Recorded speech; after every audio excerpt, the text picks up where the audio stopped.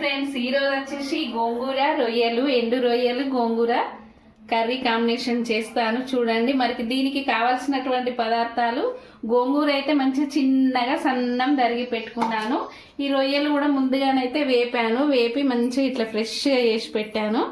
ఇవి పక్కకు పెట్టేసుకొని ఇందులో ఉల్లిపాయ, ఎల్లిపాయ, కొత్తిమీర, పచ్చిమిర్చి, కరివేపాకు, వీటికి కావాల్సినటువంటి పదార్థాలన్నీ రెడీ చేసుకున్నాను. మరి ఏ విధంగానో ప్రిపేర్ చేస్తాను చూడండి. అయితే మంచిగా నీట్గా వాష్ చేసేసుకుందాము. ఫ్రెష్గా నీట్గా వాష్ చేసుకొని పక్కన పెట్టేసుకుంటే సరిపోతుంది.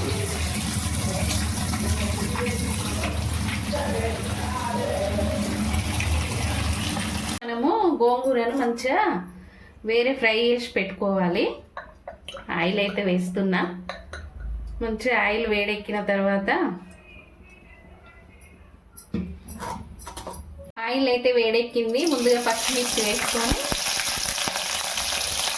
గోంగూర వేసుకోవాలి.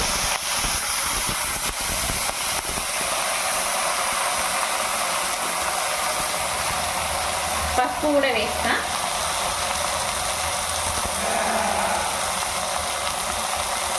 ఇది మంచిగా డీప్ ఫ్రై లాగా మెత్తగా ఉడికిన తర్వాత పక్కన పెట్టేసుకోవాలి.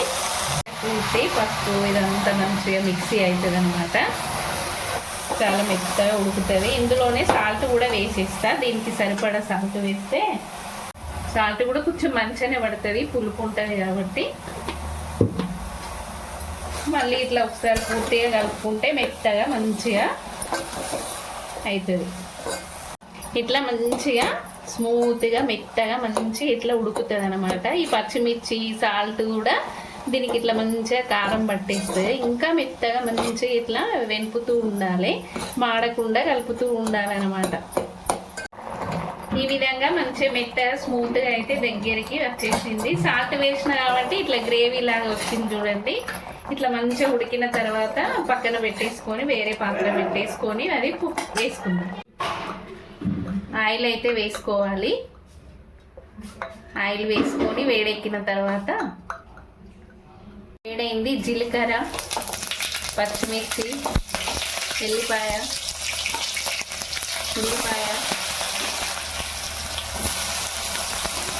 పూర్తిగా వేసేసుకొని కరివేపాకు కూడా వేసుకోవాలి.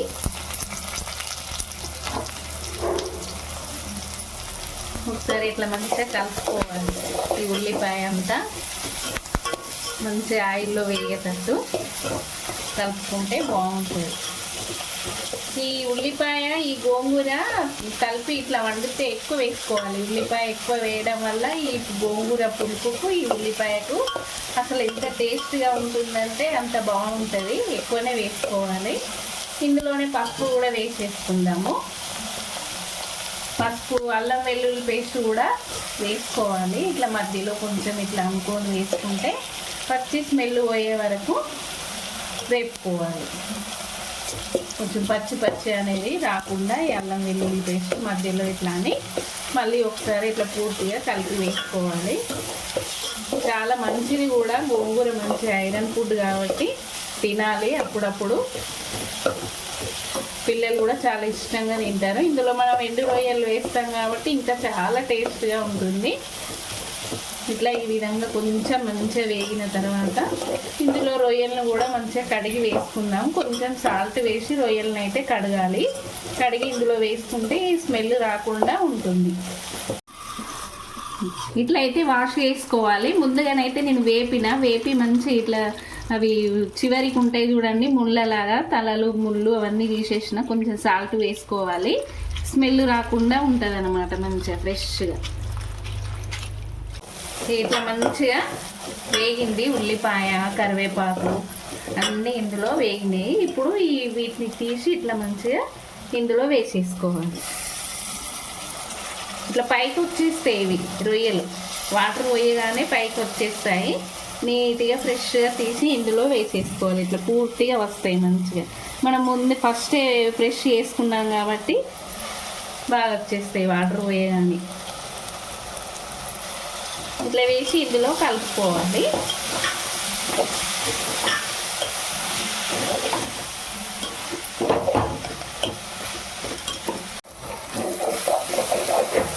మంచిగా పూర్తిగా మంచిగా వేగింది చూడండి.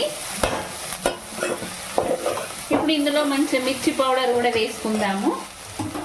మిర్చి పౌడర్ కూడా కొంచెం ఎక్కువనే పడుతుంది, కారం మాత్రము, ఎందుకంటే గోంగూర కాబట్టి కొంచెం ఎక్కువనే వేసుకోవాలి. స్పైసీ ఉంటేనే బాగుంటుంది, రొయ్యలు వేస్తున్నాం కాబట్టి.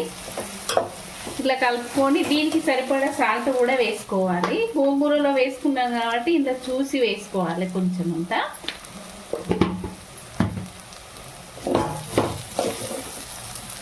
ఇట్లా మళ్ళీ ఒకసారి ఇట్లా కలుపుకోవడం వల్ల ఏంటిదంటే మిర్చి పౌడర్ సరిపోయిందా లేదా అని కూడా తెలుస్తుంది మనకి. ఇట్లా దీని కలర్ను బట్టి ఇంకా పడుతుందా సరిపోతుందా అని కూడా తెలుస్తుంది.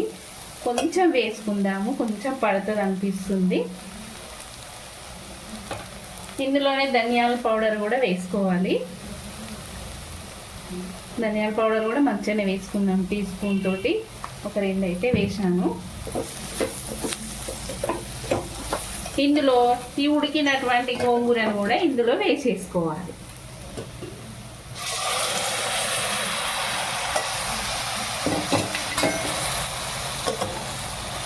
ఇప్పుడు ఇది మంచిగా మిక్సీ కలిపేసుకోవాలి.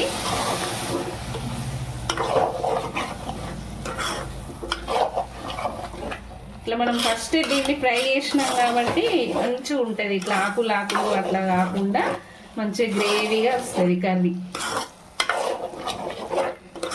సాల్ట్ సరిపోయిందా లేదా అనేది మాత్రం కొంచెం చూసి వేసుకోండి. నాకైతే ఆల్రెడీ తెలుస్తుంది సరిపోతుందని చెప్పేసి. ఇంతే, ఇందులో కొన్ని వాటర్ వేసుకోవాలి, అది ఇది కలిపి ఉడకడానికి. కొన్ని అయితే వాటర్ వేస్తున్నా. ఇప్పుడు అది ఇది మంచిగా కలిపి ఉడుకుతుంది. కొంచెం ఉడికిన తర్వాత కొత్తిమీర వేసుకొని దించేసుకుంటే గోంగూర రొయ్యల కూర చాలా బాగుంటుంది. చూడండి ఎంత బాగా అయిపోతుందో. గోంగూర రొయ్యల కూర రెడీ. కొత్తిమీర అయితే వేస్తున్నాను. ఇది హెల్త్ పరంగా కూడా చాలా మంచిది, హెల్త్కు చాలా తినాలి అప్పుడప్పుడు, ఐరన్ ఫుడ్ కాబట్టి. రొయ్యలు కూడా చాలా మంచిది, పిల్లలకు పెడితేనైతే ఇంకా చాలా మంచిది. ఓకేనండి, మీకు కనుక ఈ వీడియో కనుక నచ్చినట్టయితే please like, share, subscribe.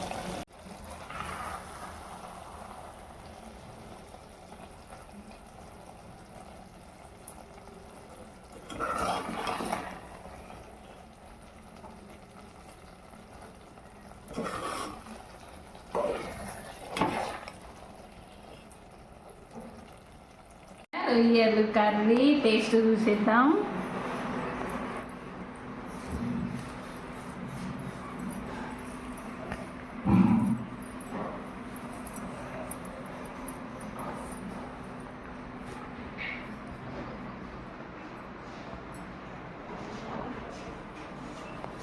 Wow, చాలా బాగుంది. ఈ ఉల్లిపాయ మంచి ఇట్లా నములుతూ ఉంటే ముక్క చాలా టేస్ట్ ఉంది. మీరు ఒకసారి ఇలా ట్రై చేయండి.